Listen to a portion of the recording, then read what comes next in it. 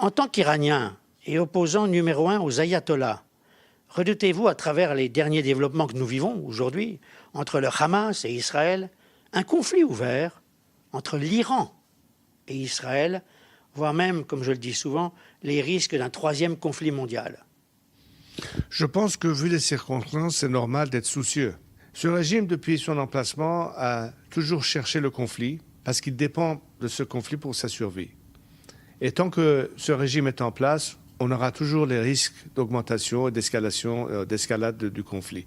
Par contre, si on élimine l'élément qui crée ce danger, on enlève tout de suite ce qui pourrait nous mettre en état de crise. Et je pense que la seule solution qui reste, c'est d'aider le peuple iranien à se libérer de ce régime. Est-ce que vous pensez que les Occidentaux n'ont pas été naïfs au point de penser que l'on peut dialoguer, négocier avec un régime terroriste, j'ai bien dit régime terroriste, qui veut la destruction d'Israël?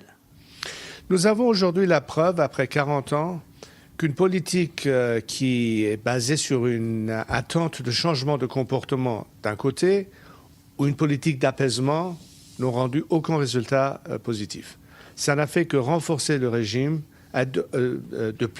encore plus virulent, en imposant plus de répression en Iran même et plus de conflits extérieurs.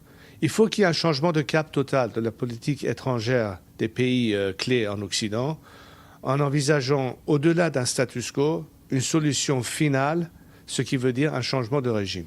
C'est ce que le peuple iranien réclame depuis des années. Ils sont en train de combattre ce régime tous les jours sans aucun soutien. Donc, au lieu de négocier avec un régime qui est incapable de se mettre d'accord, parce que vous cherchez à transformer un loup en une brebis. C'est dans l'ADN de ce régime d'être ce qu'il est. S'il change de comportement, il n'est plus ce régime.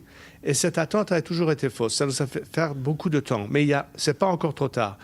Il est le temps d'agir dans un sens différent. Pendant 40 ans, le monde a voulu négocier par-dessus la tête des Iraniens avec un régime qui est contre son propre peuple.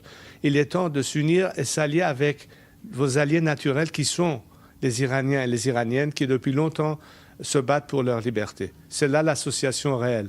Alors, Votre Altesse, la République islamique d'Iran cherche ostensiblement à se doter de l'arme atomique. Selon vous, quel est le meilleur moyen d'empêcher les ambitions nucléaires bien connues du régime? À court terme, c'est une question d'imposer encore plus de pression. La preuve, c'est que quand il y a eu plus de pression sur ce régime, il a toujours reculé de ses positions virulentes. Mais la fascination à long terme, c'est, comme je dis encore une fois, un changement de régime. Parce que c'est le doigt sur la gâchette qui est l'élément de danger. Ce n'est pas l'arme elle-même. Moi, je ne m'inquiète pas d'une France nucléaire. Parce que c'est une démocratie responsable. Mais un pays, un régime totalitaire, dépendant d'une arme de destruction massive, tout le monde devrait avoir crainte. Donc c'est la nature de ce régime qui, au fait, crée le vrai danger. Pas l'élément nucléaire nécessairement.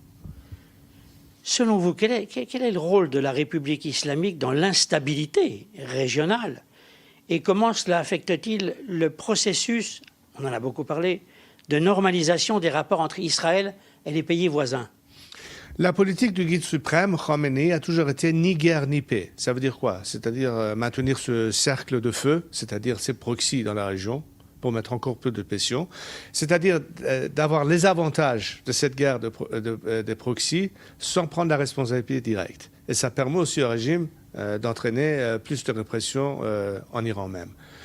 Et c'est ça qui est l'élément qui continue à exister. Encore une fois, je répète que la solution ultime, c'est d'enlever des éléments qui sont contre la paix, c'est-à-dire c'est la nature de créer des conflits, qui ne mène pas à une stabilité régionale pour pouvoir avoir une vraie situation de paix.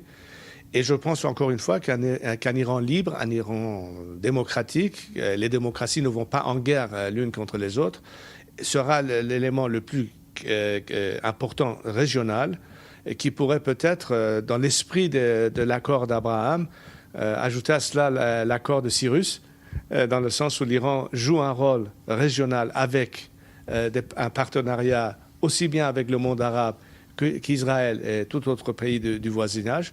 Et c'est ça la grande différence. Nous cherchons la paix, des relations amicales l'une entre l'autre, plutôt qu'un régime qui veut mettre fin à un pays ou toute une nation, et qui l'a dit dès le début. C'est là la différence entre le jour et la nuit. Alors vous parliez de démocratie tout à l'heure, parce qu'il y a plusieurs sondages qui vous placent avec une marge d'avance alors considérable comme la personnalité politique préférée des Iraniens, après une enquête d'1 mois et demi du Sunday Times.